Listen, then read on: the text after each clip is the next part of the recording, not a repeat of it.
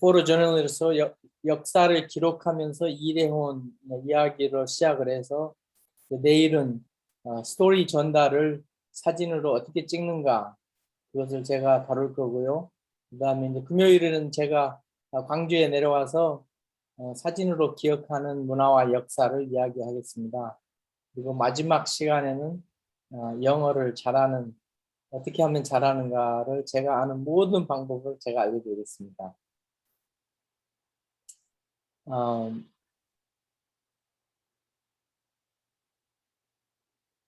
주류 사회에서 제가 경쟁력 있는 영어를 하면서 일을 할 수 있는 것을 이제 그 배우는 힌트는 그 제가 이민 가서부터 어떻게 공부를 했는가를 한번 잘 들어보세요. 저는 이제 고인돌 왕국인 고창에서 태어났습니다. 말씀하셨듯이 어렸을 적에는 고인돌이 뭔지도 모르고 살았는데 저희 동네에는 텔레비도 없었고 전화는 물론 없었고 자동차 가진 사람 아무도 없었습니다. 네. 그런데 이제 항상 호기심이 많았고 저희 이제 부모님들이 이제 책을 서울에 집이 있어서 서울에서 책을 갖다 주면은 이제 책을 봤는데 그때 어렸을 때 본 책 중에서 새소년이라는 잡지를 아주 cover to cover 읽었던 기억이 납니다. 네. 저희 부모님들은 이제 저랑 저희 형제들의 교육을 생각해서 이민을 선택하셨습니다. 75년도에 고창을 떠났는데 네. 고창, 서울, 미국 로스앤젤레스 그렇게 이민을 갔죠. 미국에 도착하니까 도착하는 날 텔레비가 있었고 전화가 있었고 자동차가 생겼습니다. 그래서 아주 한국에서 없던 경험들을 많이 했는데 저는 이제 고창 중학교 1학년 다니다가 미국 갔기 때문에 중학교 첫 학기 영어 가지고 미국 생활을 시작했습니다. 그런데 그때 이민 갈 때 아버님께서 주신 그 명심보감을 마지막으로 한국 책으로 읽었었는데 그게 거기서 배우는 바가 많았습니다. 근데 그 이제 저희 교육을 위해서 미국에 이민을 가셨는데 제가 학교에 가보니까 마음에 안 드는 것이 있었어요. 로스앤젤레스 이너시티 코리아타운에 갔는데 거기에는 이민자들이 모여 살다 보니까 고급 영어를 하는 학생들이 별로 없었어요. 그래서 학교 가면은 스페니쉬를 하는 라틴계, 멕시칸, 히스패닉 학생들이 많았고 그래서 상당히 제가 나름대로의 문화 충격을 받았는데 저희 동네 백인 지역으로 버스를 타고 학교를 다니는 학생들이 있었습니다. 그래서 어떻게 그렇게 가는가 알아봤더니 그 이너시티에서 predominantly white community로 이 버싱으로 학생을 운반해주는 Permit with Transportation이라는 프로그램이 LA 교육부에 있었던 거예요. 그래서 제가 교육부에 전화를 해서 나도 PWT 프로그램에 들어가고 싶다. 그렇게 요구를 했습니다. 그래서 여기서 자리는 없지만 웨이팅 리스트에 넣어주겠다. 그래서 그걸 수락하고 제가 1년을 기다려서 그 백인 지역으로 학교를 갔는데 제가 가서 바로 볼 수 있는 것은 영어를 잘하는 미국 학생들도 배우는 과목에서는 저하고 다를 바가 아닌 거예요. 배우는 내용에서는 같이 열심히 공부하면 충분히 따라갈 수가 있겠더라고요. 그래서 상대적으로 그 어렵지 않은 공부라는 생각이 들면서 제가 제일 즐겼던 반이 스페니쉬 반이었습니다. 스페인어를 영어로 공부를 하니까 저는 영어하고 스페니쉬를 한꺼번에 같이 공부하게 되는 거예요. 그래서 그 학습 과정에서 저는 영어권 학생들보다 오히려 양쪽 언어를 더 깊이 생각하는 기회를 갖게 돼가지고 9학년부터 12학년까지 4년간 연속 스페니쉬를 저는 공부를 했습니다. 네. 근데 그 스페니쉬를 공부를 하다 보니까 이제 또 저는 언어가 재미있어가지고 고등학교 3학년 때는 그 로컬 커뮤니티 컬리지에 가서 야간에 만다린을 배웠습니다. 만다린. 저는 한문을 배우고 싶어서 그 중국어를 선택했는데 그때 그 또 만다린조차도 영어로 배우다 보니까 오히려 영어 학습을 더 추가로 하게 된 거죠. 그래서 그런 요인들이 나중에 UCLA 대학교 가서나 또 주류사회 기자로 활동할 때 저한테 엄청 도움이 된 것 같아요. 깊이 있는 영어로 다른 언어를 공부한 경험. 네. 그것뿐만이 아니라 저는 이제 주류 사회에 뛰어들면서 이 몸소 많은 걸 경험했는데 고등학교 때는 제가 학생회 스튜던트 카운슬 선거에 출마를 했습니다. 이민 온 지 몇 년 되지도 않았는데 저는 그 학생회 출마를 해서 그 학생회가 상당히 액티브하게 학교의 모든 행사를 주관하거든요. 그래서 열심히 제가 11학년 동안 일했더니 제 친구들이 저를 backbone of the 11th grade라고 불렀습니다. 11학년에 척추뼈라고 불렀습니다. 그래서 저는 이제 미국 가서 이제 자동차, 전화, 텔레비전뿐만이 아니라 제일 제가 즐겼던 게 이제 애플 주스를 마음대로 마실 수 있었다는 거, 그 당시에. 학교 가면은 급식 시간에 초콜릿 밀크가 항상 있었다는 거. 그런 것들이 저를 행복하게 했습니다. 네. 제가 UCLA 입학을 했는데 첫 오리엔테이션 그 강의에서 학교 관계자가 저희들한테 너희들은 전부 다 top 3% of your school에서 왔는데 다 들어다 보면 전부 다 top 3%인데 너희들 중에서 45%는 이 학교에서 졸업 못한다. 그렇게 얘기했습니다. 실제로 굉장히 많은 학생들이 중간에 학교를 포기하고 다른 학교로 옮겨가거나 더 쉬운 학교로 가거나 아예 학교를 그만두는 학생들이 있었죠. 그래서 이제 만약에 여러분들이 미국에 가서 공부를 한다면은 1학년으로 들어가는 것보다 딴 데서 열심히 공부해서 3학년으로 편입해서 좋은 학교 갈 수 있는 기회도 상당히 있습니다. 그런 이유 때문에. 제가 이제 고등학교 때 사진에 관심을 갖게 됐는데 학교에서 학교 앨범, 이얼북을 그 마더레이트 하는 그 책임을 맡은 그 선생님하고 친하게 됐어요. 그래서 그 선생님이 자기 수동 카메라를 주면서 찍어보라고 해서 사진을 찍게 됐는데 그래서 제가 아버님한테 엎드려서 부탁해서 크리스마스 선물로 카메라를 받았습니다. 그래서 그때가 40년 전인데 그때부터 제가 이제 사진을 찍게 됐습니다. 근데 이제 아버님은 이제 제가 사진 찍는 것이 취미로만 아시고 공부 열심히 해서 의사가 되라고 말씀하셨기 때문에 제가 대학교 때 칼라 필름 한 통을 살려면은 한 끼를 굶었어야 돼요. 그리고 또 그 사진 한 통을 찍어서 현상을 하려면 또 한 끼를 굶어야 돼요. 그래서 아버지 몰래 그렇게 제가 사진을 했고 또 텔레포로 렌즈가 필요한데 도저히 뭐 가정의 형편으로는 살 수가 없고 그래서 저는 스튜던트 론을 했습니다. 학자금 융자를 신청해서 그 텔레포로 렌즈를 사가지고 아직까지도 쓰고 있습니다. 40년 동안. 그 LA 타임스 나중에 들어가서 그 학자금은 갚았고요. 이 포토 저널리스트로 일한다는 것은 그 역사의 앞좌석에서 항상 세상을 볼 수 있는 직업입니다. 그러다 보니까 이제 그 UCLA 대학교만 하더라도 대통령 후보 관심 있는 분들, 또 사회운동, 또 분야별 유력한 학자들이 계속 오는 거예요. 근데 UCLA에는 그 일간지 신문이 있었는데 저희가 그 타블로이드판으로 36면 평균 나왔는데 하루에 35,000부 이상 찍었습니다. 엄청난 사이즈. 대한민국에서 하루에 10,000부 찍는 신문도 많지 않아요. 네.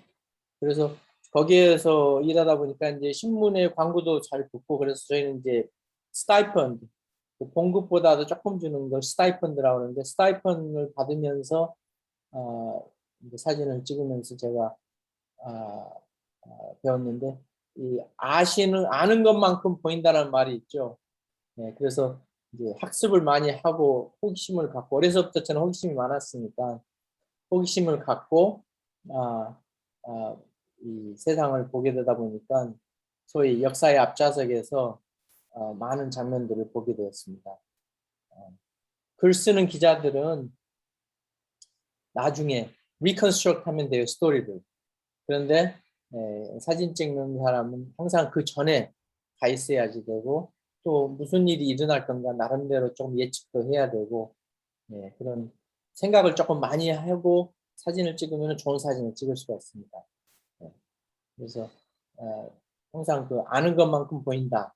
사진한테는 그보다 더 적절한 말이 없습니다. 포토 저널리즘은 포토그래피에 여러 가지가 있지만 포토 저널리즘은 비주얼 스토리텔링. 그래서 시각적으로 언어를 가지고 있는 게 포토 저널리즘이고요. 이 카메라가 쳐다봤을 때 카메라는 아무 구분 안 하고 있는 대로 그냥 찍습니다. 그런데 거기에 이제 artistic participation by photographer, 예술적인 참여를 이 사진 찍는 사람이 했을 때 바로 그 작품이 완성이 되는 거겠죠. 초점이 있는 사진이 되고 초점이 있는 내용이 완성이 되고. 그런데 이 강의를 준비하다 보니까 오늘이 8월 18일이 바로 대한민국 15대 대통령 김대중 대통령 돌아가신 날이더라고요. 그래서 제가 이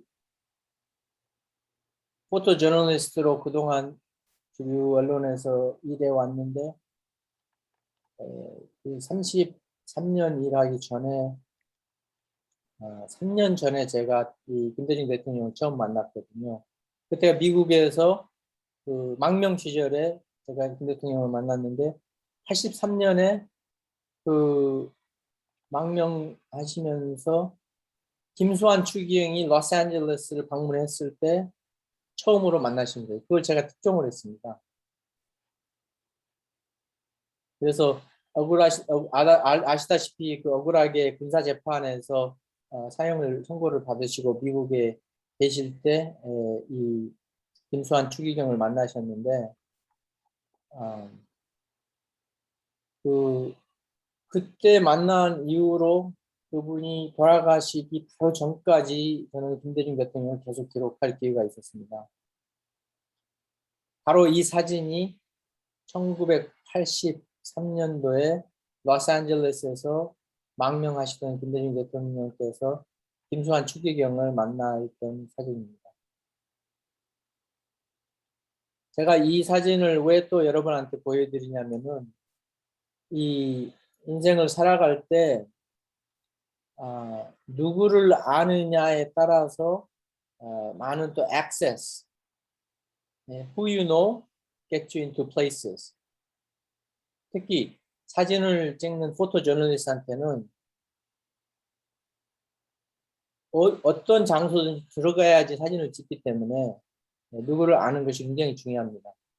그래서 나중에 대통령이 되셔가지고 미국 의회 복도를 걷고 계신 대통령인데 미국 의회는 보시다시피 박물관처럼 이렇게 멋지게 만든 건물입니다.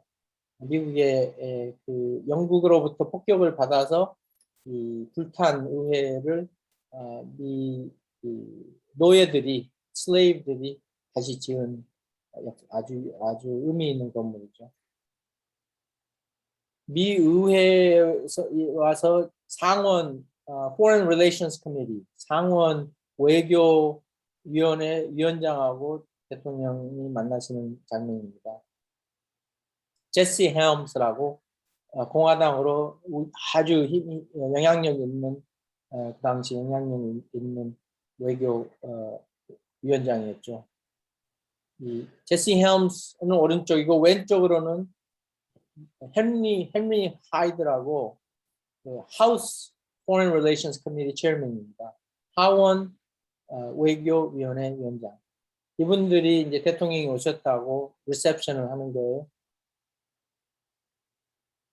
77세 나이로 대통령으로 미국을 2001년도에 방문하셨을 때 이희호 여사하고 같이 공항에서 비행기에서 내리시던 모습입니다. 대통령이 퇴임하시고도 2007년도에 의회를 방문하셨는데 상원 외교위원회 그때 위원장들하고 그 유력한 상원 의원들이 이렇게 나와서 영접을 했습니다. 제가 워싱턴을 1997년부터 취재를 했습니다. 그런데 대한민국에서 손님이 왔을 때 이렇게 미국 상원 의원들이 영접을 하는 분은 김대중 대통령밖에 없었어요. 미국 정계에 나름대로 상당히 큰 영향력을 행사하실 수 있었고 또 미국 정치인들이 만나서 이 존경심을 reverence, respect and reverence를 이 몸으로 표시하는 분은 진짜 이 김대중 대통령밖에 없었습니다.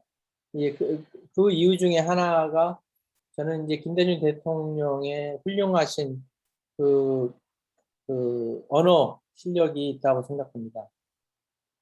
제가 그 영빈관에서 김대중 대통령을 맞이하는 Secretary of State 국무장관 콜린 파월의 사진을 찍었을 때 이 파월 장관이 굉장히 미안해하는 모습으로 사진을 찍었습니다.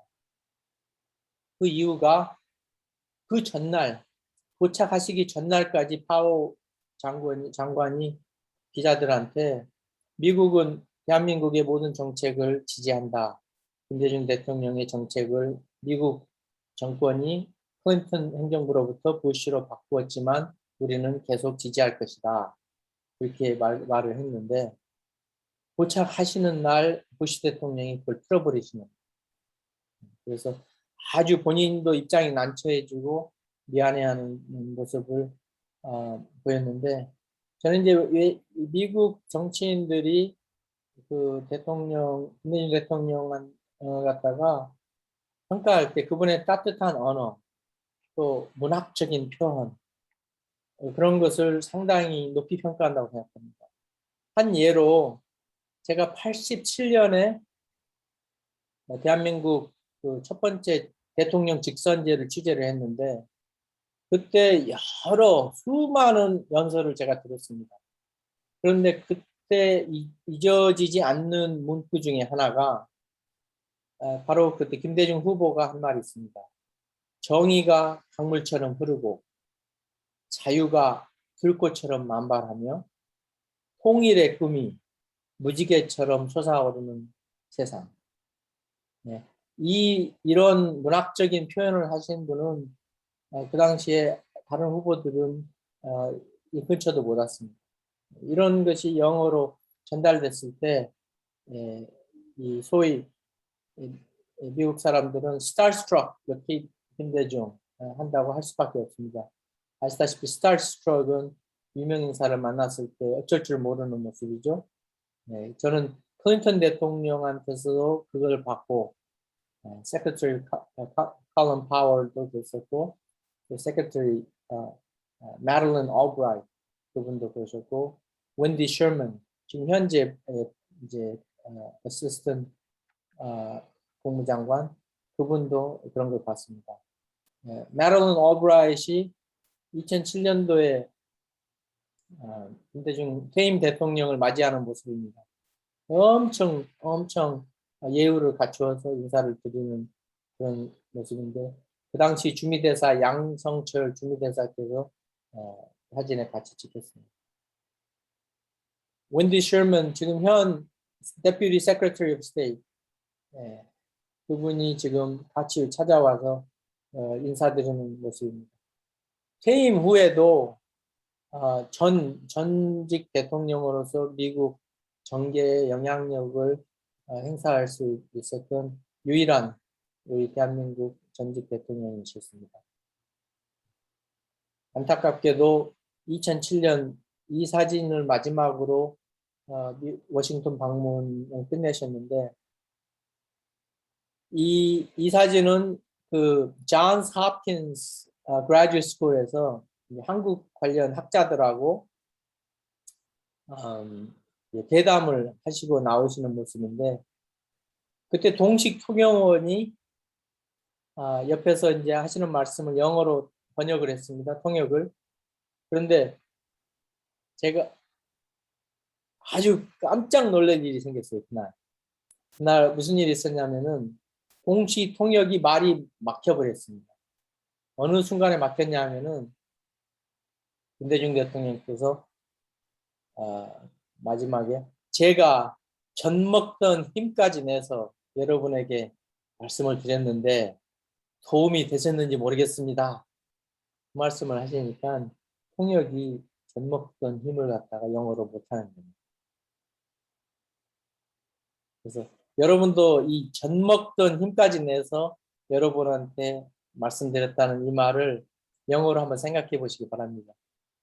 금요일 날 마지막 시간에 we'll revisit this. 이 주제를 다시 방문해서 한번 어떻게 해석을 하면 좋을지 우리 토론해 보겠습니다. 아까 말씀드렸듯이 저는 이제 UCLA 데일리 브루온에서 일간지에서 포토 저널리스트로서 일을 시작했고요. 이제 아시다시피 사진은 많은 정보를 스토리텔링이 가능한 것입니다. 글로 쓰는 것보다 직관적으로 소통을 할 수 있고 저는 이제 그 사진이 가지고 있는 매력 한꺼번에 많은 정보 또 한 번 보면 잊어버리지 않는 그러한 내용을 전달할 수 있다는 것에 대해서 제가 푹 빠졌습니다.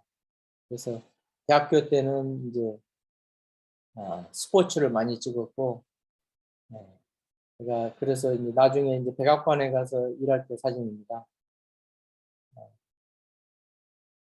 그 전국지인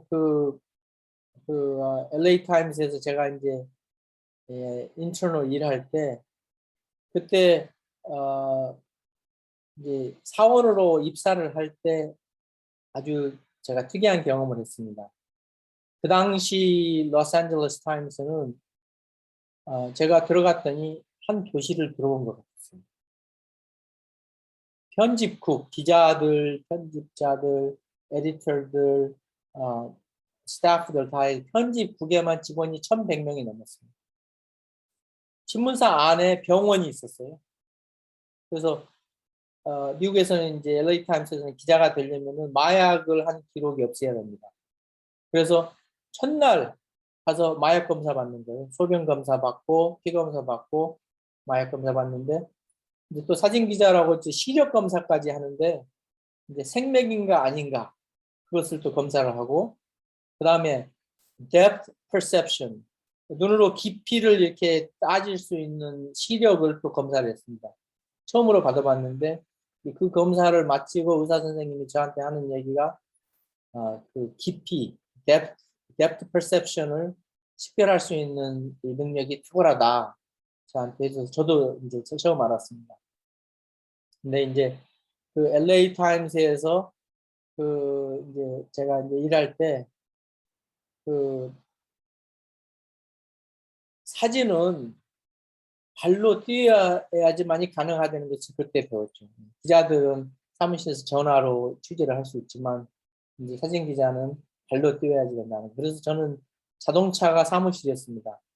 자동차에 이제 폭동 취재하는 장비부터 화학 약품 hazmat이라고 hazardous material이 생겼을 때, 위험 물질이 있었을 때 쓰는 방독면, 그런 모자, 그런 장갑, 그런 옷까지 다 항상 차에 구비하고 다녔고, 폭동 때는 이제 방탄조끼도 입고 다녔고, 그렇게 기자 생활을 했는데, 신문사에서 자동차도 주고 관리도 해주고 보험도 들어주고, 그래서 사진 기자로서 너무나도 재미있게 일을 했기 때문에 다른 직업을 생각도 못 해봤습니다. 제가 미국에서 만나신 K.W. 리라고 한국 이름으로는 이경원 선생님이십니다. 이분은 1950년대에 미국을 가셨습니다. 6.25 전쟁 전에. 그래서 미국 아시아 기자 중에서는 주류 언론에 입문하신 1호입니다. 첫 번째로 미 주류 언론에 아시아에 있는 기자로 들어가신 분인데, 이분은 50년도에 미국을 가셨기 때문에 요즘 한국말은 너무나도 많이 변해서 본인이 이해가 안 된다고 하십니다. 말은 그렇게 많이 변합니다. 영어도 변하지만 한국말도 그동안 많이 변했습니다.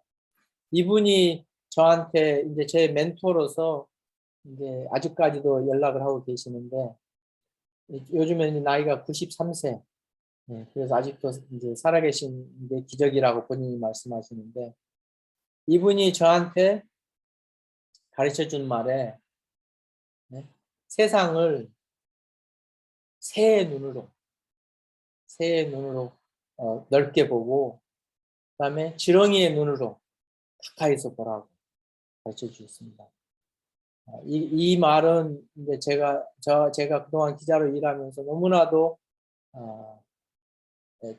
저한테 도움이 되는 말이었고, 항상 깨어 있어야 된다는, 어떤 상황에서든지 새의 눈으로 크게 보고 지렁이의 눈으로 가까이서 보는 그러한 안목을 가지고 세상을 봐야 된다는 아주 귀한 교훈을 저는 이경원 선배님한테부터 배웠습니다.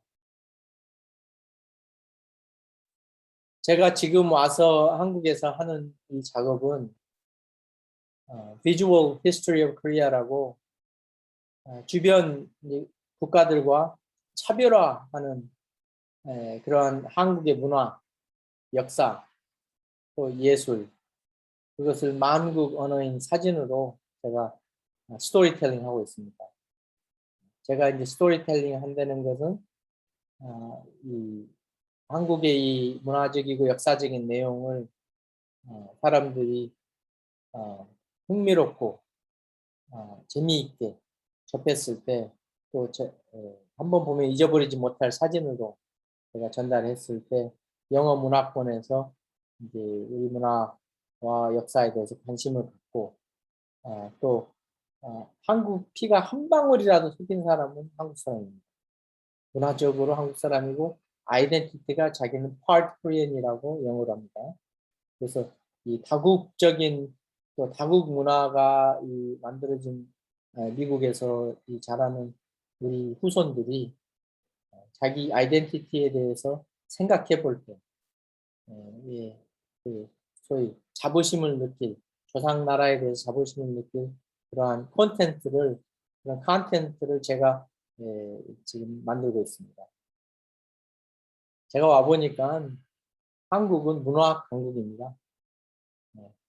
그래서 이것을 말로서 얘기하기가 힘들 만큼 한국 문화는 너무나 이 고대성이 깊고 주변 국가하고는 차별화되는 내용들이 너무나 많기 때문에 제가 이 한국 문화를 다니면서 세렌디피티라고 아시죠, 여러분?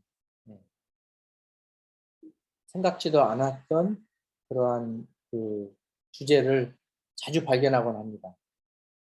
그래서 무궁무진한 한국 문화를 계속 독특하게 그걸 영어로 표현할 때 자신감 갖고 한국 단어를 영어로 소개하는, 예를 들어서 한국 사람들의 무표정이라는 표현이 있지 않습니까? 무표정. 무표정이란 말도 그냥 영어로 무표정이라고 쓰면 될 것 같아요. 우리가 김치를 한국말 김치 영어로 그냥 김치를 하는 것처럼. 그래서 한국 단어를 자꾸 우리가 쓸 때 우리 전 세계 인구에 비해서 그렇게 숫자 많지 않아요. 그렇지만 우리가 독특한 언어, 한글을 가지고 있고 또 독특한 문화를 가지고 있고 또 주변 국가들하고 비교해서 오히려 더 고대적인 역사를 가지고 있기 때문에 제가 공부를 하면 할수록 느끼는 것이 예전에 20세기에 한국 역사를 가리킨 선생님들이 자기네들이 뭘 모르는지도 모르는 그런 분들이었구나 그런 생각이 듭니다. 네. 겨우 1980년도, 90년대에 와서야 겨우 한국의 그 중요한 유적들, 그 고분들 그동안 그냥 수도 없이 그냥 이 독을 당했던 내용들을 그때야 겨우 가치를 인식하고 연구하기 시작하고 기록하기 시작했다는 것은 지금 여러분 시대에 새로 한국의 역사와 문화를 정립하고 있는 거나 똑같습니다. 전 20세기에 해놓은 이 학문들이 별로 없어요. 면밀하게 따지면. 오히려 그 일제가 쓴 역사책을 가지고 공부했던 분들이 그 일제의 시각을 그냥 그 뭐라 그럴까요? 그대로 반영하는 그러한 문제들이 많았다고 생각합니다. 그래서 제가 그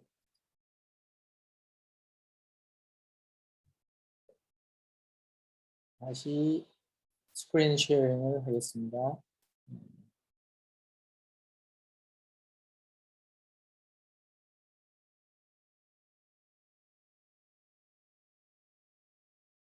이렇게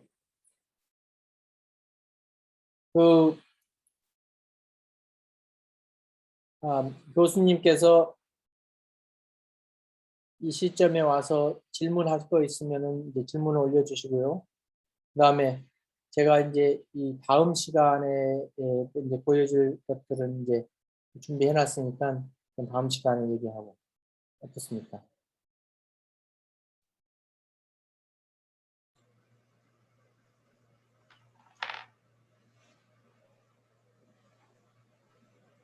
교수님께서 네, 네, 네, 네. 문영희 선생님 진행을 네, 그럼 저희가 이제 쉬는 시간을 50분에 10분 동안 가질 거고요. 한 네. 10분 정도 남아 있는데 청중분들께서 자유롭게 마이크를 켜시고 질문해 주시면 좋겠습니다. 혹시 질문 있으신 분 계실까요? 질문 하나 해도 괜찮을까요? 네. 네. 강영원 기자님 강연 너무 재미있게 잘 듣고 있습니다. 저는 영어 영문학과 교수 이주리라고 하는데요. 저는 아주 간단한 질문 그냥 궁금해서 하나 드리자면 아까 기자님께서 그 기자 시험 보시기 전에 시력 검사로 뎁스 펄셉션에 대해서 시력 검사 받으셨다고 저는 그거 너무 흥미로웠거든요. 왜냐하면 네. 사진을 볼 때 저는 그 사진의 깊이를 지각하는 것이 굉장히 특출나야 된다고 한 번도 생각을 한 적이 없었던 것 같아요. 항상 사진은 굉장히 평면적인 예술이라고 많이 생각을 했던 것 같은데 그 뎁스 퍼셉션이 무엇인지 조금 더 설명해 주실 수 있으신지 여쭤봅니다. 예, 아시다시피 사진은 평면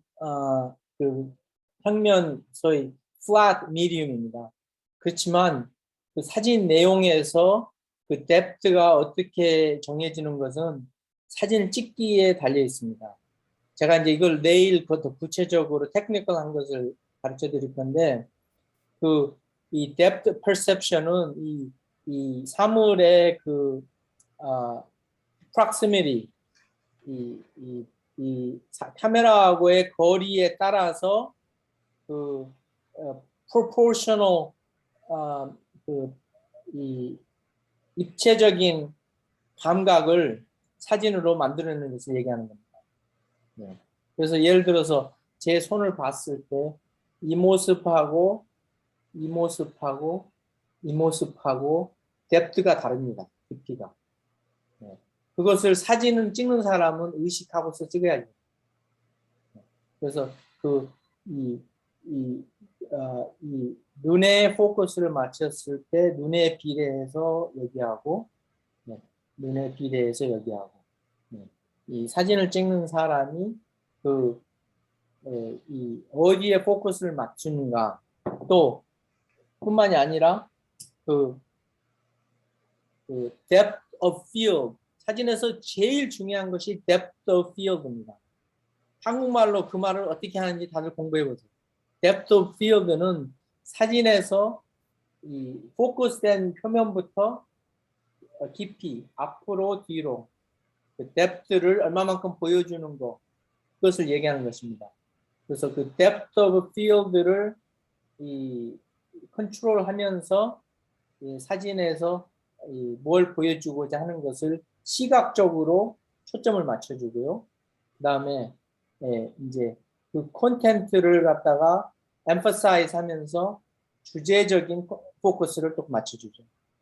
그래서 시각적인 포커스하고 subject matter 포커스하고 그걸 갖다가 이제 peak moment와 아니면 decisive moment를 선정해 가지고 그런 요소들을 depth of field를 포함해서 이제 보여주는 것이 바로 사진입니다. 스토리텔링하는 방식. 그래서 그 depth of field 그것은 이제 그 카메라에서는 렌즈의 f-stop이라고 있습니다. f-stop에서는 그 뒤에 조리개 사이즈인데요. 그 조리개 사이즈에 따라서 depth of field가 바뀝니다. 근데 조리개뿐만이 아니라 포커싱 그러니까 포커스가 어느 시점에 가 있느냐 그러니까 렌즈의 가까운 거리에 있는 포커스하고 그다음에 최단거리 인피니티에 있는 포커싱하고 depth of field가 계속 변합니다. 그래서 depth of field에서 가장 shallow 낮은 depth of field는 minimum focusing distance입니다.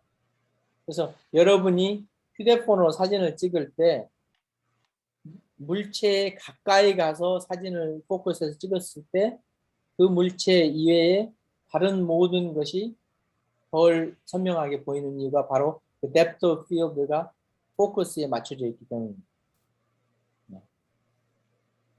이 사진을 찍는 사람은 그 depth of field에 엄청 예민하게 반응을 반응하면서 adjust하면서 사진을 생각해야 됩니다. 어느 시점에 가서 얼마만큼의 depth of field를 포함시킬 건가? 그것은 계속 moving 소위 타겟입니다. 계속 그 타겟이 움직이고 있는 상황이기 때문에 그걸 조절하면서 사진을 찍어야지 제대로 사진을 찍는다고 할 수 있겠습니다.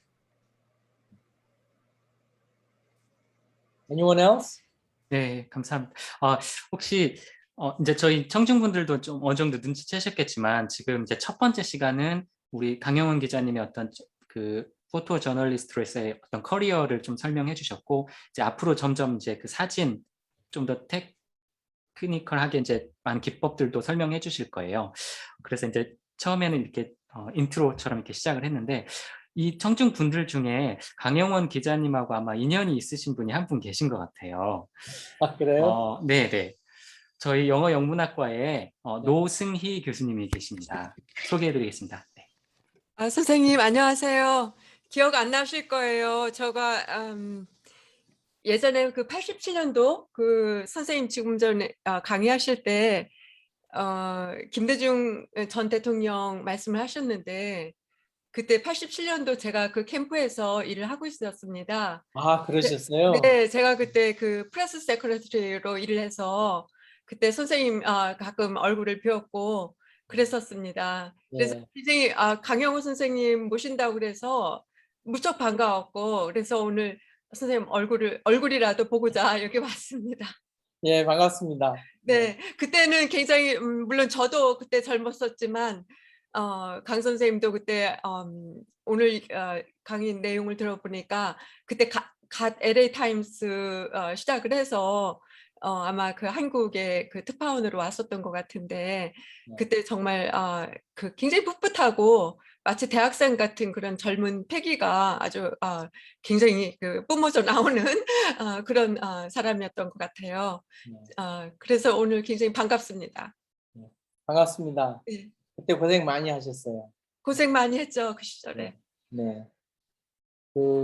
이따가 제가 87년도 대선 사진들 좀 보여줄 것인데, 그 당시에 87년도에 여러분 나이의 젊은이들은 세상을 바꿨습니다. 네. 87년도에 대한민국의 개헌이 되면서 민주주의가 정착이 시작이 됐고, 그 이후로 지금 34년이 지났는데 대한민국에 와보면 이민자의 나라가 되고 있습니다. 제가 와보니 상당히 많은 영어 못하는 외국인들이 와서 일하고 있습니다. 저희 부모님들이 70년대에 미국 갔을 때 영어 못하는 이민자들이 미국에 왔었습니다. 기회를 찾아서. 저희 맹자의 어머니가 이사를 3번 했다고 그러죠. 저희 부모님들이 그렇게 했습니다. 그래서 제가 졸업할 때까지는 카톨릭 고등학교 가까이 또 이사 가셔가지고 그 학교를 다녀서 거기서 졸업을 했고, 그런데 지금 그 소위 기회를 찾아서 한국으로 아시아에서 다른 이민자들이 한국으로 노동자들이 일하러 오는 게 대한민국이 미국 같은 민주주의를 하고 있기 때문에, 인권이 보장되는 사회가 되고 있기 때문에 사람이 모이는 것입니다. 그래서 저는 이 대한민국의 그 민주주의의 시작이 바로 87년도에 본격적으로 시작됐다는 것을 제가 이 뒤에 있는 제 책, 제가 이 책을 금요일 날 한 부 가지고 오겠습니다. 여러분 보시라고. 거기에 제대로 기록되어 있습니다. 그래서 여러분들은 상당히 자부심 갖고 이 1987년도의 민주화 운동을 생각하셔야 될 것 같습니다.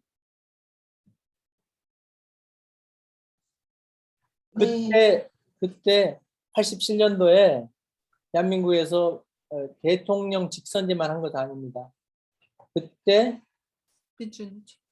노동조합을 합법적으로 만들기 시작했습니다. 그 법으로. 미국이 2차 대전 이후에 가장 화려하고 좋은 시절이 2차 대전 이후에 노동조합들이 자리 잡으면서 중산층들이 한 사람만 벌어서도 먹고 사는 환경이 됐을 때 가장 잘 살았습니다. 안타깝게도 미국은 지금은 한 집에 2사람이 일을 해야지 먹고 사는 환경으로 변했지만, 한 사람만 벌어서 먹고 사는 중산층이 있는 그때가 미국에서는 가장 화려하고 좋았던 전성기라고도 얘기합니다. 근데 지난 34년 동안 대한민국의 노조가 자리 잡으면서 많은 중산층들이 생겨났다는 것은 대한민국이 선진국으로 가는 길에 아주 착실하게 가고 있다는 것이라고 생각합니다.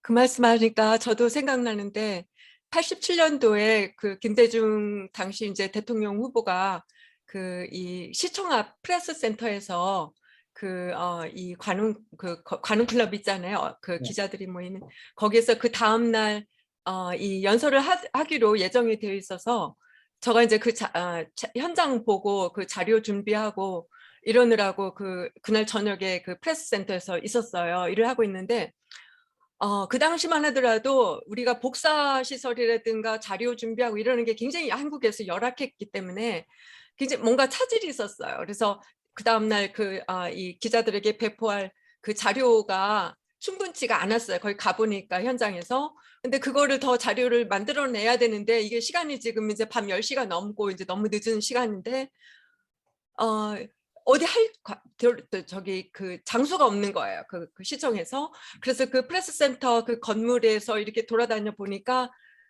이 한 곳에 가니까 그때 민주노총이 막 결성이 되는 시점이었어요. 그래서 민주노총 그 집회를 준비하는 사람들이 그쪽에서 작업을 하고 있는 거예요. 이 뭐 복사라든가 뭐 이런 그 자료들을 만들고. 그래서 제가 거기 가서 도움을 받아서 그 사람들도 굉장히 그때는 다들 뭐 머리띠 두르고 뭐 이렇게 그때 이제 굉장히 그때 민주노총 87년도에 민주노총이 처음 생길 때 엄청 그게 다양한 이 우리 민주화 시위 못지않게 폭력적이고 굉장히 당국에서 검열을 했기 때문에 굉장히 뭐라고 할까 전투 의지라고 할까 그리고 다들 어떤 위기감, 긴장 이런 것이 굉장히 가득했는데 그 사람들이 그거를 도와줬어요. 그래서 굉장히 고마웠고 근데 이제 저가 이제 양쪽에 관계하는 그 선배가 하나 있었는데 선배가 나보고 하는 얘기가 지금 김대중 대통령 그쪽 캠프를 자기들도 전략적으로 지지하지만 곧 노총 노동활동을 하는 이쪽과 곧 분열이 될 거다. 왜냐하면 김대중 대통령은 본질적으로 자유주의 경제를 지지하기 때문에 그것이 민주노총에서 원치 않는 방향이고 그래서 곧 조만간에 분열을 하게 될 거다. 이런 얘기를 저한테 했어요. 그래서 그러면서도 그들에게 그 당시 제가 현실적으로는 도움을 받았다는 그런 현장에서 저도 예. 사진 기자는 아니지만 그것이 민주노총 그 노동운동 이런 것이 탄생하는 그 현장에서 예. 같이 그런 경험들이 이제 이 에피소드지만 그런 경험을 할 수 있었습니다. 예. 다시 한 30년 전 거의 40년 전으로 시간이 저한테는 돌아가는 것 같아서 예. 반갑습니다. 예. 죄송하지만 1987년도 이야기는 한 저희가 7분 정도만 쉬었다가 다시 시간 여행을 해보는 게 어떨까 싶습니다. 예. 잠시만 쉴까요? 예. 감사합니다. 네, 것 같고요. 다시 강영원 기자님께서 아까 저희가 말씀드렸던 1987년도의 기억으로 한번 들어가 보도록 하겠습니다. 예. 제가 이제 87년도에 그 한국에서 6월 민주화 운동이 일어난다는 것을 이제 처음 미국에 보도됐을 때 이제 저는 이제 로스앤젤레스에서 이제 LA 타임스의 시각으로 보면은 우리 동경 특파원인 샘 제이미슨 그분은 60년대부터 일본 와서 일본말을 익혀서 일본에 대해서 너무나도 잘 아시는 분입니다. 근데 여러분도 잘 아시다시피 한 가지만 아시는 분은 자기 방식 외에 확신이 없기 때문에 보지 않고서는 안 믿어요. 근데 그분은 이제 또 좀 건강이 좀 안 좋으셔가지고 오시면은 조선 호텔에 앉아서 호텔에서만 취재를 하시는 거예요. 네, 그래서 제가 이제 여기 와서 저는 이제 발로 뛰니까 종로에서 지금 이런 일이 있었다. 네, 저 연세대 앞에서는 이런 일이 있었다. 와서 그렇게 얘기하면은 이제 그분은 이제 제가 한 말은 믿지만 본인이 안 보고 그런 것은 믿질 않는 거예요, 전혀. 근데 이제 미국의 저널리즘의 기준이 이렇습니다. 가장 중요한 인포메이션은 취재진이 직접 보는 것이 가장 중요한 인포메이션입니다. 두 번째로 중요한 것은 목격자를 인터뷰하는 것입니다. 근데 목격자를 인터뷰했을 때 그 목격자가 한 이야기를 다른 third party가 확인해 줘야 돼요. 한 사람 얘기 가지고는 hearsay가 됩니다. 그래서 한 3 independent source가 똑같은 내용을 확인했을 때 그걸 사실로 칩니다. 네, 그래서 이제 그 샘 제이미슨 그 당시 동경 특파원은 제가 사진 찍어 와서 보여주면은 이제 쓸만하다 하고 이제 또 본인이 또 저한테 들은 이야기를 한국 텔레비전에서 보고 또 신문에서도 읽고 또 그 당시에 통역을 하시는 분이 또 얘기해주고 그러면은 이제 설득이 되시는 거예요. 그런 식으로 아주 보수적으로 한국을 취재를 하고 있었는데 한국 상황이 너무나 뭐라 그럴까요? overblown 하고 있기 때문에 이제 제가 도착하니까는 이제 와서 고맙다고 해가지고 같이 했는데 그 당시에 공경 특파원, 그다음에 마닐라 특파원, 그다음에 방콕 태국 특파원, 그다음에 베이징에 있는 북경 특파원, 이렇게 그다음에 동경 특파원, 이렇게 5명이 돌아가면서 한국 수제를 저하고 같이 했습니다. 이분들이 전부 다 한국에 대해서 한국말을 못하기 때문에 영어 시각에서만 하는데, 저는 이제 한국의 민주화 상황을 그 사진으로 제가 직접 보여줄 수 있었다는 거, 그게 이제 가장 의미가 있었고요. 제가 스크린 쉐어를 하겠습니다. 그래서 6월 민주화, 저 바로 87년도 6월 달에 와서 49일 동안 안 쉬고 일했습니다. 제가 그 당시에. 길거리 나가면은 이런 스님들도 데모를 하시고, 그런데 이제 제가 그 당시에 LA를 출발하기 전에 LA 타임스에서 선배 기자들이 1968년도 와츠 라이엇이라고 로스앤젤레스 사우스 센트럴의 와츠 구역이 있습니다. 흑인 밀집 구역인데, 거기에서 68년도 폭동을 취재했던 그 기자들이 저를 갖다가 이 교육을 시켜줬습니다. 그래서 이제 폭도들이 움직일 때는 어느 쪽으로 가고, 또 경찰들하고는 어떻게 자세를 취해야 되고, 또 복장은 어떻게 입어야지 되고, 눈에 안 띄는 옷을 입고, 신발은 편한 신발이고 쉽게 잘 뛸 수 있는 신발 신어야지 되고, 그다음에 이제 화염병이 날라왔을 때 불이 잘 안 붙는 옷을 입어야지 되고, 그런 교육을 저는 철저하게 받고 나왔습니다. 그것을 영어로는 Hostile Environment Training이라고 합니다. 그래서 요즘에는 Hostile Environment Training을 하지 않은 기자들은 데모 취재 못 보냅니다. 언론사에서 위험하기 때문에. 그래서 Hostile Environment Training을 받고 제가 왔는데, 와보니 역시 화염병이 날아다니고 이한열이 살려내라, 그런 이제 데모를 이제 학생들이 하고 있었고요.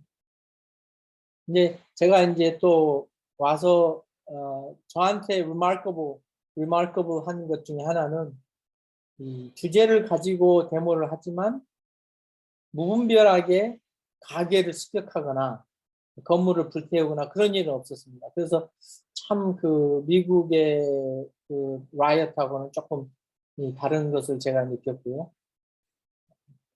그다음에 이제 그 여기 오니까 백골단이라는 분들이 계시는데, 무자비하게 이렇게 사나이를 갖다가 가장 중요한 부분을 붙잡고 막 연행을 해가고 막 그런 모습도 제가 직접 촬영을 했고요. 성공의 신부님께서 이제 데모대 앞에 와서 전경들하고 싸우지 말라고 몸으로 그 상황을 갖다가 이렇게 막고 계신 그런 장면도 제가 봤고, 경찰서장이 이 사복을 입고 와서 데모하는 분들한테 경찰하고 부닥치지 말라고, 충돌을 피하라고 이렇게 하시는 과정에서 몸싸움이 일어나고, 그런 것도 제가 직접 봤습니다. 그렇지만 이제 저는 이 취재를 하면서 계속 움직였어요. 한 군데 오래 있으면은 이 목표가 타겟이 되니까. 이제 특히 이 데모하는 사람들한테 타겟이 되면은 또 와서 의심을 하고, 경찰 쪽에서 와가지고 사진을 찍는다는 또 의심도 하기도 하고, 그렇기 때문에 저는 계속 움직이면서 제 자신을 보호하면서 했는데, 화염병이 날아다닐 때 보니까 이 양복 바지에 불이 붙은 한국 기자들도 좀 봤습니다. 그래서 이런 데모 나갈 때는 절대 양복 바지 입고 나가면 안 되고, 폴리에스터는 화염병하고 가까이 가면 안 됩니다.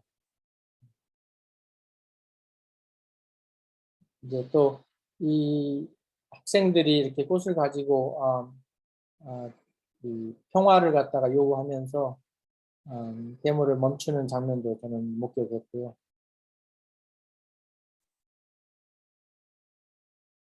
데모대들 앞에서 몸으로 이렇게 기도하시면서 충돌을 예방하시려는 그런 아주머니들도 봤고요. 저는 이때 그 데모가 좀 잠잠한 날은 제가 저기 중앙국립박물관 내셔널 뮤지엄에 찾아갔었습니다. 가서 제가 한국에서 자라지 않았기 때문에 못 배운 내용, 한국에 살 때는 시골에 살았기 때문에 서울에서 못 본 그러한 역사적인 유물들을 많이 제가 공부를 했고요. 그다음에 평생 교육이라고 은퇴 교수님들께서 오셔가지고 강의하는 내용을 저는 앉아서 들으면서 많이 배웠습니다. 그래서 그 한옥의 구조, 그 일본 측의 건축물하고 중국식의 건축물하고 우리 건축물하고의 차이 그런 것도 그때 거기서 배웠고요. 그때 이제 그 성덕 대왕 종의 그 무게를 지탱할 수 있는 그런 그 18톤을 지탱할 수 있는 그런 쇠 기둥을 만들어 왔는데 그걸 띄우지 못했다. 그 얘기도 거기서 처음 들었습니다.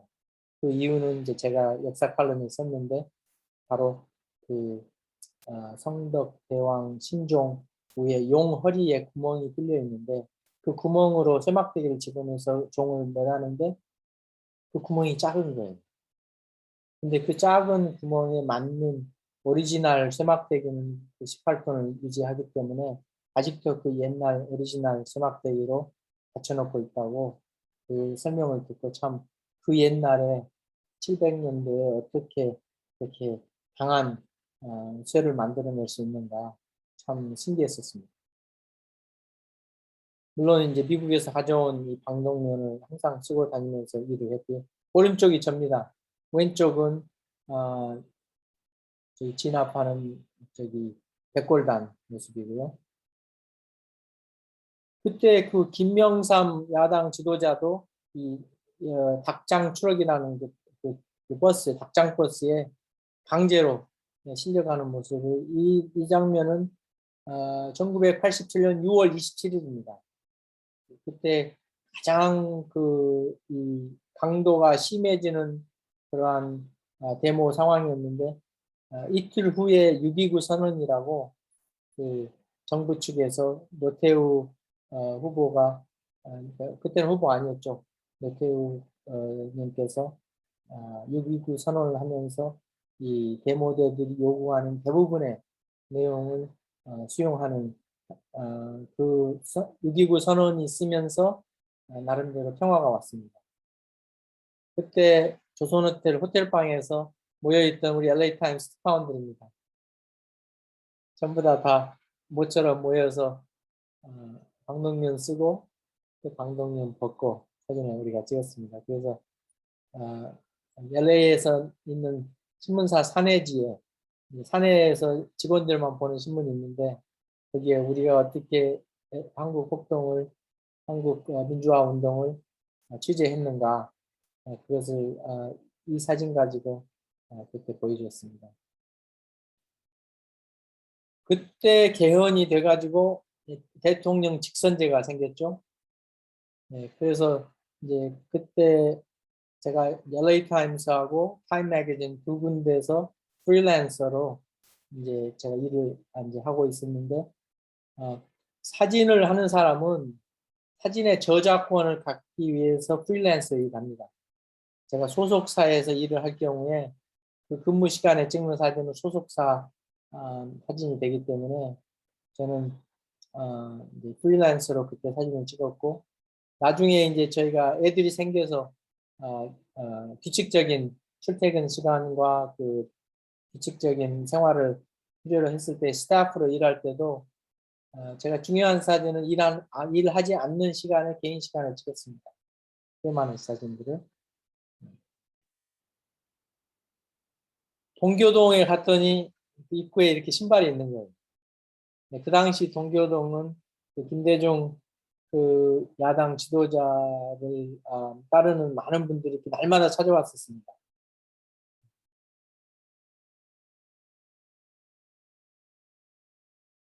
고려대학교에서 그 후보 단일화 이야기가 나왔을 때 두 분이 앉아서 계시는 모습이었는데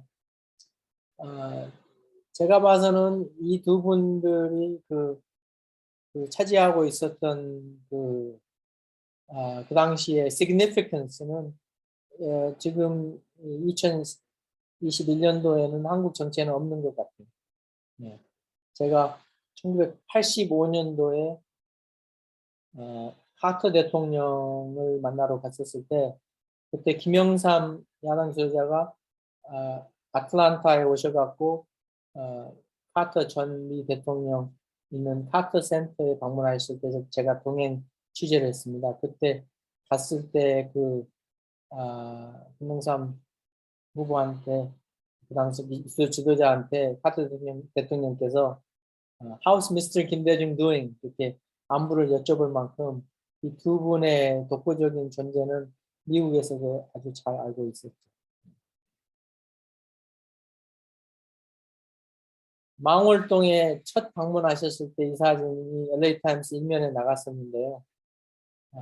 80년도에 억울하게 민영을 쓰시고 사형 선고까지 받고 망명하셨다가 돌아오셔서도 광주 방문을 못하고 계시다가 87년도에 그 헌법이 바뀌고 난 후에 고향 방문하시면서 망월동에 첫 방문하셨을 때 모습입니다.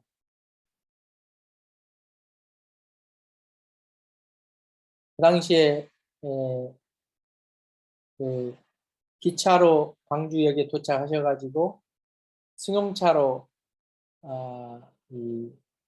걸어가셨을 때 그 승용차에 사람들이 하도 많이 모여들어서 차들이 다 찌그러졌습니다. 제가 이 장면을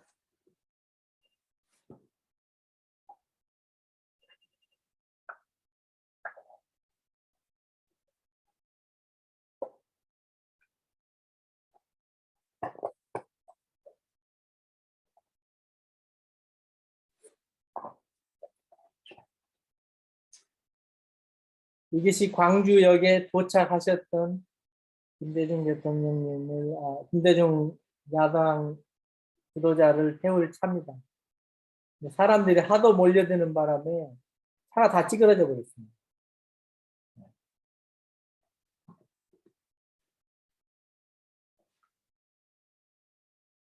바로 캠페인 모드로 가서 이제 정부 여당에서는 노태우 후보가 유세를 했고요. 이분은 어디 가면은 이제 달걀들이 이렇게 많이 날라왔습니다. 그래서 그 달걀을 막는 방패를 또 경호원들이 가지고 다녔고요. 김영삼 야당 후보는 또 본인의 행보를 하셨고,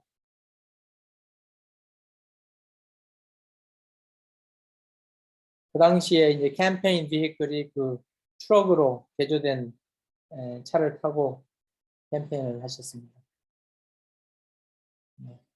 신변의 위험을 갖다가 다들 알고 있었기 때문에 이런 소위 방패를 준비해가지고 경호원들이 항상 보호해드렸고요.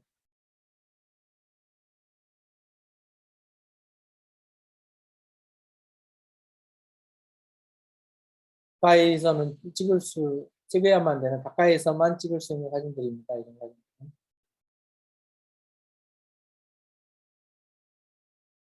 그 당시 벌써 이 캠페인에서 이렇게 축하하는 그 색동꽃을 이렇게 던지고 그랬는데, 제가 이 사진을 저희 포로 저널리즘에서 선배 중에 한 분이 에드워드 킴이라는 분이 계십니다.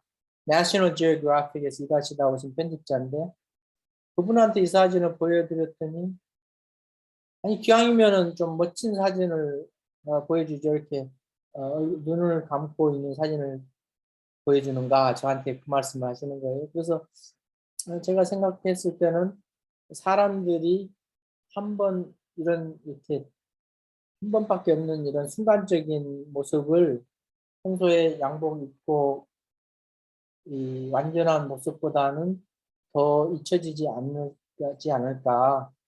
그게 포르 저널리즘의 기본적인 하나의 스토리텔링의 중요한 요소라고 저는 생각을 했는데, 그분은 사진을 홍보하는 쪽에서 시각으로 보시더라고요. 그래서 그 사람의 얼굴을 갖다가 이렇게 온화하고 깔끔하고 양복 제대로 입고 그런 사진을 좋아하셔가지고 솔직하게 저는 그분한테 그 얘기를 듣고 그 후로 한 번도 안 찾아갔습니다.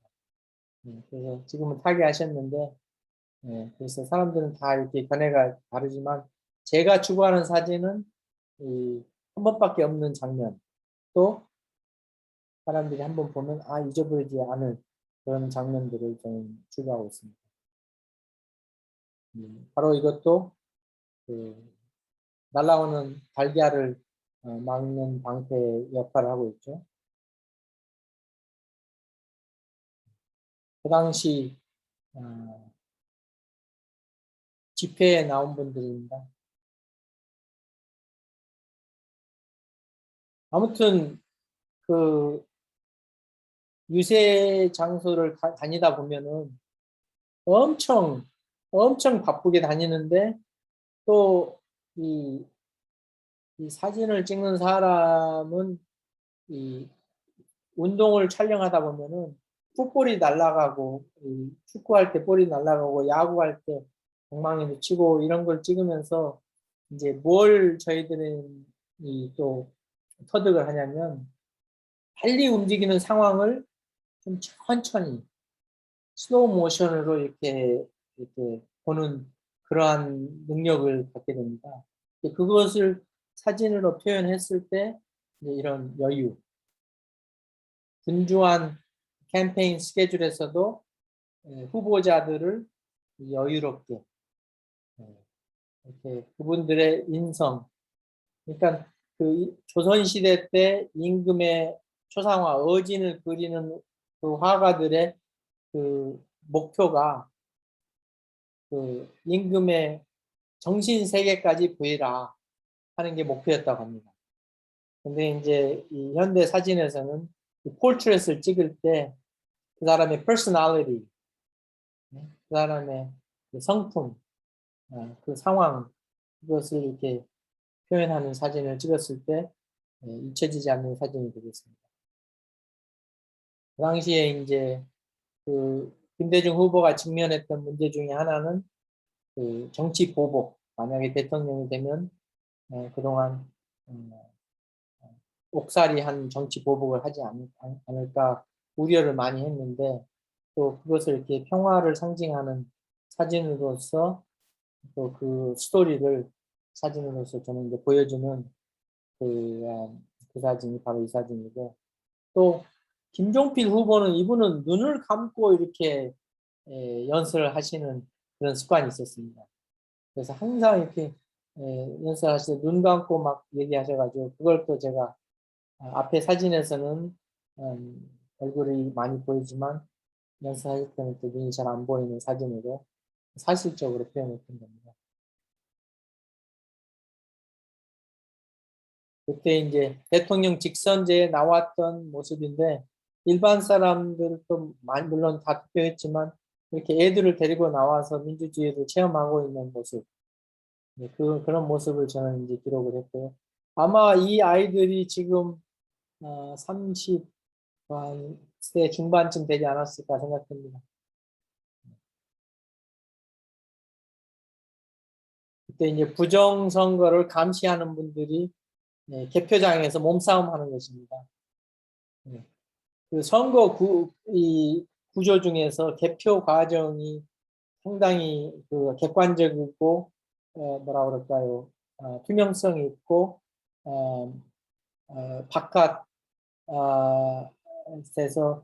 이 participate 못하는 그런 환경이어야 되는데 요즘 미국에서도 그 말도 안 되는 그 부정선거 했다는 걸 주장하는 사람들이 있는데 미국에서는 이 선거 과정에서 이 양쪽 민주당하고 공화당에서 서로 동의한 내용만 항상 이루어지고 또 기표 과정에서는 그 투표하는 기계가 항상 secure location, 보안된 장소에만 보관돼 있다.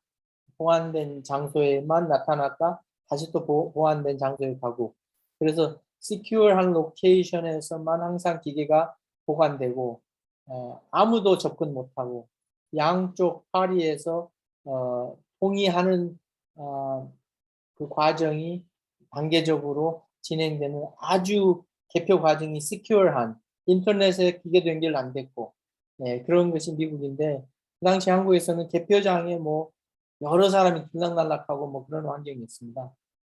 그래서 거기에서 이런 싸움도 일어났고, 한 예로 지금 미국에서 아리조나주에서 그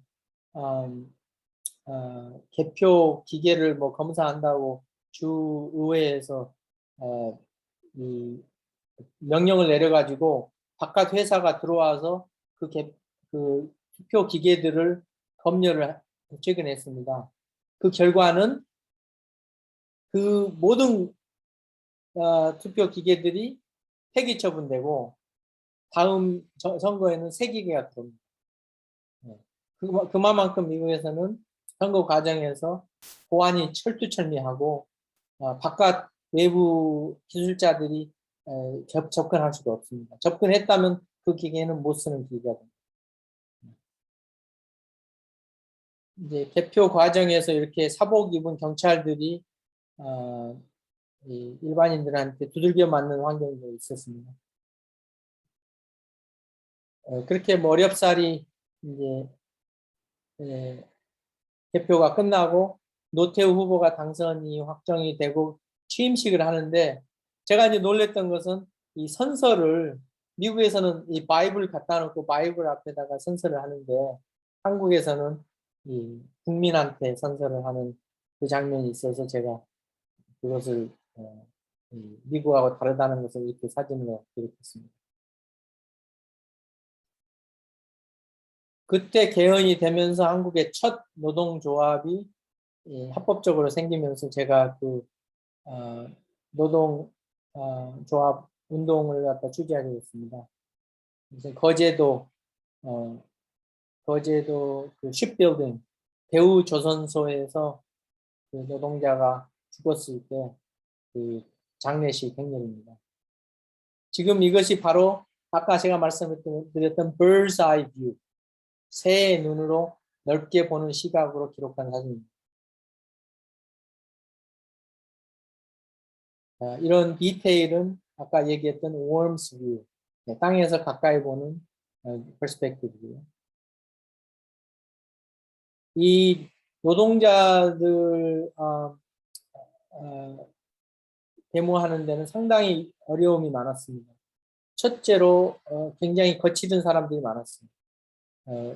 많이 이렇게 몸을 갖다가 이렇게 때리기도 하고 카메라를 뺏어가려고 하고 그런 분들이 상당히 많고, 또 대낮인데도 술을 드시고 나타나셔가지고 술 기운으로 막 이렇게 말이 안 통하시는 분들도 많았고, 그래서 상당히 어려움이 많아서 제가 이제 양쪽으로 카메라를 갖다 이렇게 잡아당겨서 목 졸릴 뻔했는데 그 상황을 벗어나서 건너편에 가서 높은 울타리로 올라와서 이 사진을 찍었습니다. 이 현대 중공업 내부에서 지금 현재 파업 중인데 그 회사 버스를 하나 불질러서 이렇게 태우고 있는 장면입니다. 인천에 있는 중소기업인데 그 중소기업에서 파업을 하고 있어서 제가 가서 여성 노동자들을 취재했습니다. 그 당시에 부산에 가서도 제가 그 신발 만드는 공장에서 일하는 여성 노동자들을 취재했는데, 그때 17살인가 먹은 소녀 노동자가 있었는데, 제가 물어보니까 그 언니들하고 6명이 한 방에서 일하면서 신발을 만들고 있다고 했습니다. 그 당시에 그렇게 열악한 노동 환경에서 신발 만들어서 수출을 해서 외화벌이를 했던 게 그때 바로 1987년도입니다.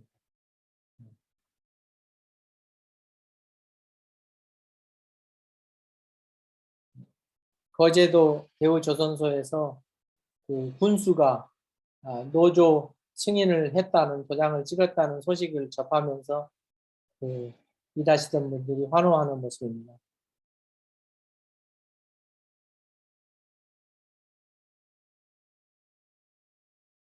이 노조는 미국에서도 이제 1982년도에 그 레이간 대통령이 그 노조를 파괴하기 시작하면서부터 미국의 노조들은 많은 힘을 잃었습니다. 그래서 이 중산층들이 이제 혼자 벌어서는 생활을 못하는 그런 환경이 되었고요.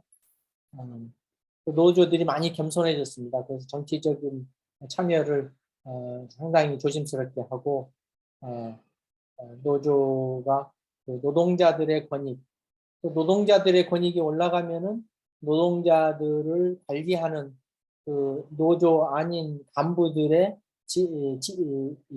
직위나 그분들의 대접이 회사에서 좋아지기 때문에 노동조합이 건강한 회사에서는 노조에 속하지 않은 직원들도 봉급을 더 많이 받고 일하는 환경이 좋아지고 그러한 시너지 효과가 있다는 것이 이제 많이 알려지면서 요즘에는 아주 건강한 노조 환경으로 미국하고 캐나다에서는 바뀌고 있습니다.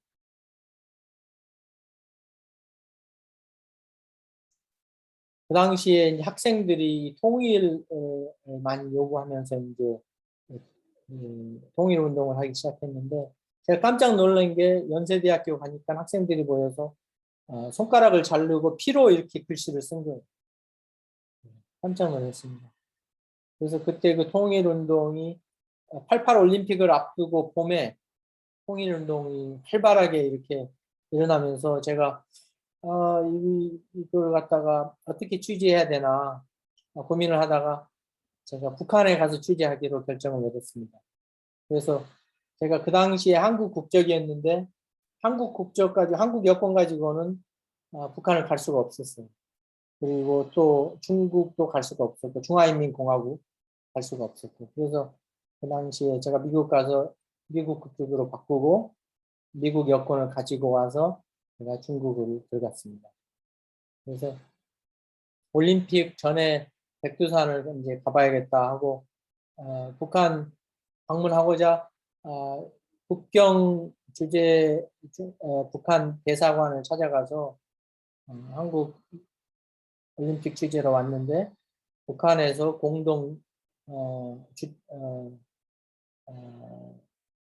공동으로 올림픽을 개최하고자 하는 이야기가 있고 그러는데 내가 가서 좀 보고 싶다. 어떤 준비가 되어 있는지. 그랬더니 얼마든지 보여줄 수 있다고 하면서 그 다음 날 와서 비자를 받아가라고 해서 제가 이제 그 다음 날 갔더니 이제 그 북경 주재 그 대사관에서 북한 대사관에서 사정이 있어서 이번에 강 선생님 못 가시겠다고 그렇게 얘기해서 제가 실망을 해가지고 안 되겠다 해서 단독으로 제가 백두산을 이제 중국 그 당시에는 제가 맨다린을 바로 공부했기 때문에 소통하는 데 문제가 없어서 기차로 그 차를 대절해가지고 제가 백두산에 올랐습니다. 그렇게 해서 올라갔는데 저는 뭐 올라가니까 날씨가 좋았는데 나중에 내려오니까 사람들이 하는 얘기가 백두산 올라가서 처음 가서 그렇게 보기 힘들다고 천지를 구경하기 힘들다고 그 얘기를 하더라고요. 그래서 그때 제가 찍은 사진이 제 책에도 있지만 이 대한항공 기내지를 통해서 전 세계에 알려졌고 또 샘 솔버그라고 한국을 공부하신 미국 학자가 계십니다.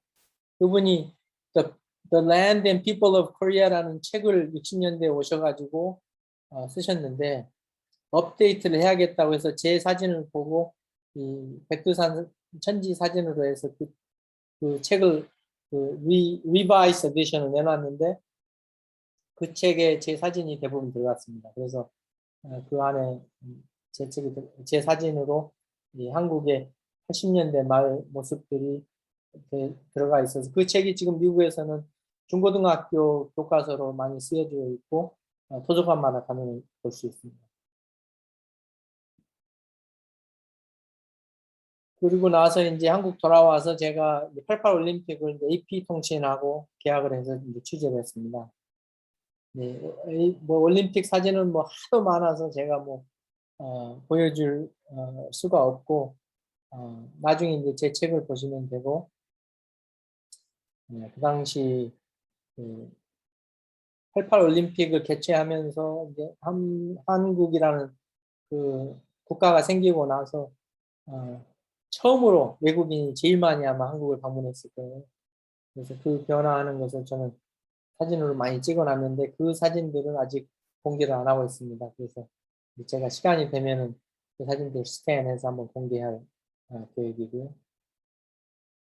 그 당시에 제가 87년도부터 88년도까지 한국을 기록한 책을 이 세 가지 언어, 사진, 영어, 한글, 뭐 3 languages로 제가 포토 다큐멘터리를 발행했습니다.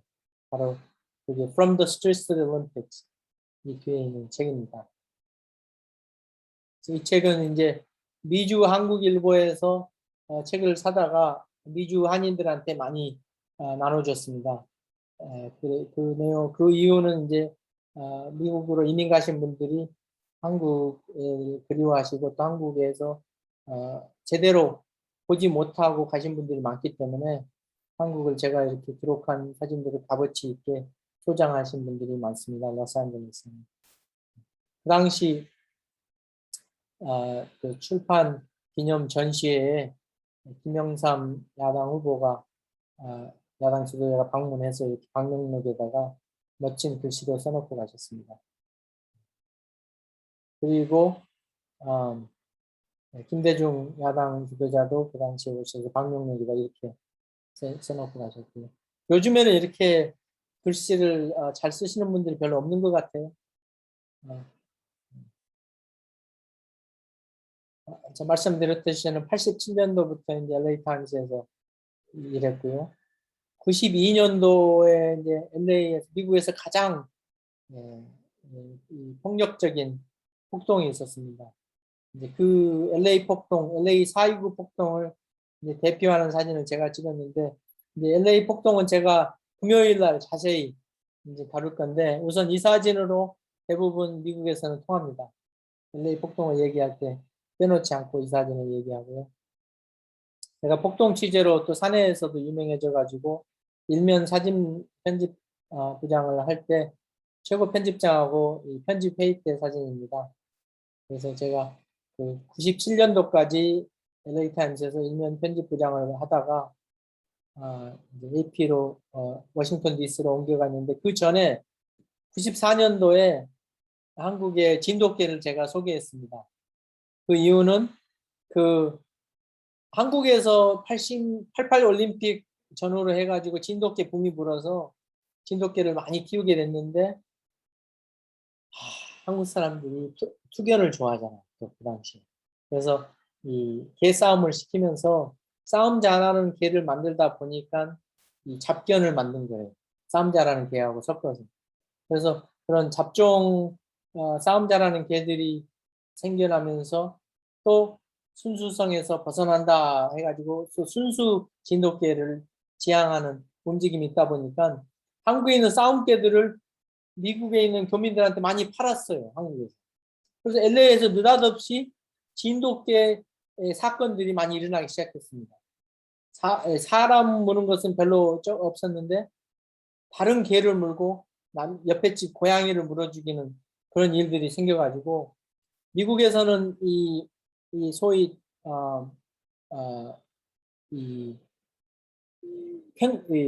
뭐라 그러죠? 무서운 개들을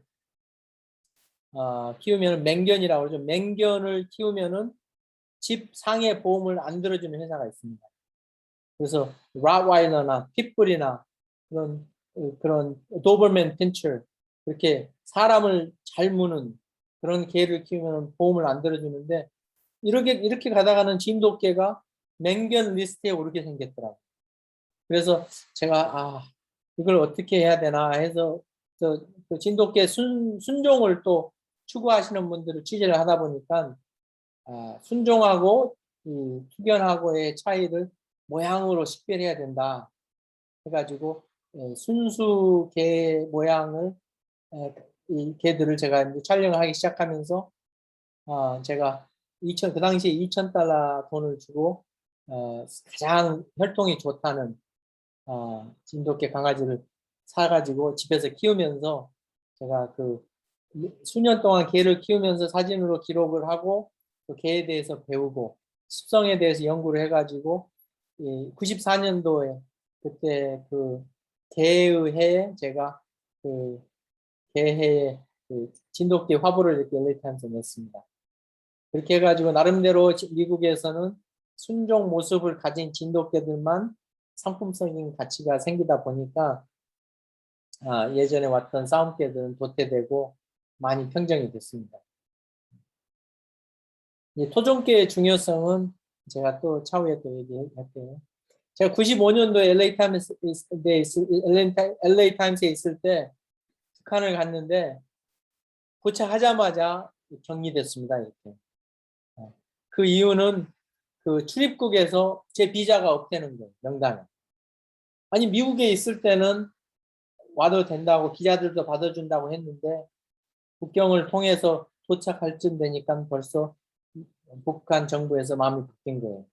그래서 기자들 명단에서 없앴다고 해가지고 사증이 없던 비자가 없다고 이 출입국에서 저를 데리고 평양으로 안 가고 다른 도시로 가서 하루 저녁 격리하면서 자기네들이 회의를 한 후에 그 다음날 아침에 입국이 허가됐다고 해가지고 제가 북한 취재를 할 수 있었습니다. 그 북한 버스에서 촬영한 사진인데요. 바로 이게 아까 말씀드렸던 depth of field를 보여주는 사진입니다. 그 가장 중요한 서브젝에는 포커스가 맞춰져 있고 그 다음에 shallow depth of field를 해가지고 나머지 분들은 정확하게 보이지 않는 그렇게 해서 시각적으로 초점적으로 또 광선이 버스에서 들어오는 광선이 이 서브젝에 떨어지게 하게 해서 이 사진을 완성하는 거거든요. 자, 이것은 지하철에서 걸어가는 소년단입니다.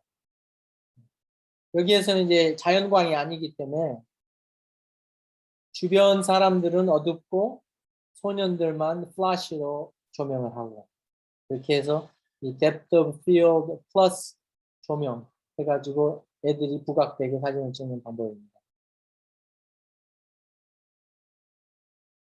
자, 97년도에 또 그 기근이 심할 때 그쪽에서 그 많은 그 분들이 그 식량이 없어서 고생한다고 해가지고 미주 한인들이 우리 민족 서로 돕기에서 옥수수 1,000톤을 모아서 보낸다는 그 일이 있었습니다. 97년도에. 그래서 제가 그 우리 민족 서로 돕기에서 불교계, 개신교, 천주교 그렇게 성직자들이 모여서 북한으로 옥수수 1,000톤을 전달하는 것을 동행 취재했습니다.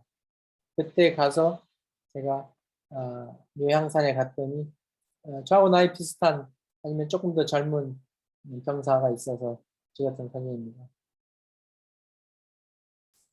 그리고 제가 이제 97년도에 워싱턴에 갔더니 클린턴 루인스키 스캔들이 터졌습니다. 그래서 이제 LA 타임스를 떠나서 워싱턴에 갔는데 클린턴 취재를 그때 열심히 했고 2001년도에는 9.11 어택이 있었습니다. 미국은 이 펜타곤이 9.11 때 이 여객기가 이렇게 흡수돼 가지고 화재가 났던 환경인데 뒤에 서 있는 게 워싱턴 모뉴먼트입니다. 워싱턴 대통령을 기리는 이 기념비인데 워싱턴 DC에서는 저 워싱턴 모뉴먼트보다 더 높은 건물을 짓지 못합니다. 법으로. 그래서 워싱턴에는 높은 고층 건물이 없습니다. 그 다음에 이제 느닷없이 이라크로 전쟁을 한다고 해서 2003년도에 3월 19일 날 이라크를 침공을 했는데 그 전에 우리 기자들한테 이 미국에서 그때 이제 전쟁용으로 처음으로 나가는 이 B2 폭격기를 공개했습니다. 그래서 제가 그 군 연료를 공중 급유하는 그 군용 연료 비행기를 타고 그 사진을 찍었습니다. 아주 무서운 폭격기입니다. 이 폭격기에는 조종사 2명이 옛날에 몇십 명이 하던 일을 할 수 있고 엄청나게 많은 양의 폭탄을 싣고 세계 어디나 갈 수 있고, 그 다음에 공중 급유를 이렇게 받으면서 거의 무궁무진하게 공중에 떠 있을 수 있고, 또 이 표면이 레이더에 잡히지 않는 표면을 만들고 있어서 아주 급비 이 내용으로 표면을 만들고 있고, 전 세계 여러 군데 기지에서 이 표면을 수리할 수 있는 기술을 가지고 있는 병사들이 기다리고 있습니다. 그래서 한번 올라갔다 오면 표면을 다 수리를 하고, 그러는 아주 최첨단 폭격기입니다. 그리고 부시 대통령이 당선이 됐는데 그 공식 포트레이트를 제가 찍었습니다. 이 사진에서도 보시다시피 shallow depth of field 기법을 사용했습니다. 그래서 여기에서는 조리개 f1.4를 써가지고 제가 이 subject을 가장 부각이 되게끔 취임식 하루 전날 찍은 오피셜 포트레이트입니다. 미국의 펜타곤입니다. 제가 일반 여객기를 타고 가면서 찍은 사진입니다. 여기에는 이 위로 비행기가 지나갈 수 없지만 바로 옆에 로널드 레이건 내셔널 에어포트가 있어가지고 일반 여객기 타고 이륙하고 착륙할 때 찍을 수 있습니다. 그래서 그때 제가 찍은 사진입니다. 항상 이 사진 기자는 이 휴대폰이 됐던 SLR, DSLR이 됐던 이 카메라가 옆에 있으면 사진을 찍을 수 있습니다. 워싱턴에 갔더니 전직, 현직 대통령들 다 모아서 한번 이 사진을 찍었어요. 역사적인 사진인데 여기에 있는 사진 중에서 지금 조지 W. 부시 대통령의 아버지인 조지 H.W. 부시 대통령 돌아가셨죠. 그 영부인 바브라 여사 돌아가셨죠. 레이디 존슨 버드 돌아가셨죠. 포드 대통령 돌아가셨죠. 베리 포드 돌아가셨죠. 클린턴 대통령하고 영부인 힐러리 클린턴 여사하고 저쪽에 지미 카터하고 로슬린 카터 그 네 분만 살아계십니다. 네. 사진은 기회 있을 때 찍지 않으면은 언제 못 찍을지 모릅니다. 인생에서의 기회는 단 한 번, 매번 한 번밖에 없는데 그 한 번을 소중하게 기록하는 게 사진입니다. 부시 대통령 취임식 때 그 옛날 국장을 한 군인들의 사열을 대통령이 취임하고 나서 첫 번째로 군인들의 사열을 받습니다. 미국이 초강대국이라는 것은 미국이 군사적으로 전 세계를 보호하고 있는 초강대국이기 때문에 초강대국입니다. 미국이 국방비를 쓰는 비용을 두 번째로 많이 쓰는 국가부터 18번째 많이 쓰는 국가까지 17개 국가가 쓰는 국방비 포함한 것하고 똑같이 씁니다. 그렇기 때문에 미국이 가지고 있는 전 세계의 질서를 유지하는 능력은 2차 대전 이후로 큰 전쟁이 나지 않은 이유가 바로 그것입니다. 불행하게도 한국에서는 아직까지도 전쟁이 덜 끝났는데 이것은 바깥 군인들이 와서 해결할 문제가 아니라고 생각합니다. 한국 사람들이 총명한 두뇌 가지고 자체 통일을 해야지 외세의 힘을 얻어서 통일을 기대한다는 사람은 제 생각에는 통일을 하지 않자는 사람이라고 생각합니다. 클린턴 대통령 임기 마지막 날 파티입니다. 이분이 그때 임기 후에 시간이 부족했다고 북한을 방문해서 미국하고의 국교를 열을 것을 고려했다고 그 샌디 버거 내셔널 시큐리티 어드바이저가 이 파티에서 저한테 얘기해 줬는데 그 기회가 오지 않았고 또 샌디 버거도 죽었습니다. 이상하게 많은 사람들이 죽었습니다. 현 대통령 바이든 대통령하고 그 영부인 그때 오바마 대통령 취임식 날 저녁에 부통령으로서 부통령 세컨드 레이디로서 춤을 추고 있던 모습입니다. 오바마 대통령 백악관에서 헬리콥터에서 내려서 직무실로 가는 모습입니다. 이것도 제가 텔레포로 렌즈를 써서 샬로 뎁도 필드 기법을 써서 아메리카라는 글씨가 희미하지만 보이게 찍었습니다. 그렇지만 시각적으로 대통령한테 초점이 가도록. 제가 이제 이런 사진을 찍다가 지금 현재는 한국에 들어와서 Visual History of Korea를 기록하고 있습니다. 그래서 한 번 보면 잊어버리지 못할 모습으로 한국의 문화유산을 제가 기록하고 있고요. 고령에 있는 가야 대고분을 갖다가 날아가고 있죠. 고구려 벽화에 나오는 모습의 그 고라니. 제가 이거 보고 깜짝 놀랐습니다. 제주도 앞바다에서 뛰어노는 돌고래. 제주도에 돌고래가 있었는지 모르는 사람 많았을 거예요. 제주 흑돼지입니다. 토종 흑돼지. 아주 영특합니다. 눈에서 그 청명함이 보이죠. 그러니까 그리고 이게 제가 최근에 와서 가장 재밌게 찍은 사진인데 그 제주마입니다. 토종말. 제주 망아지 2마리가 서로 논쟁을 하듯이 놀고 있는 모습입니다.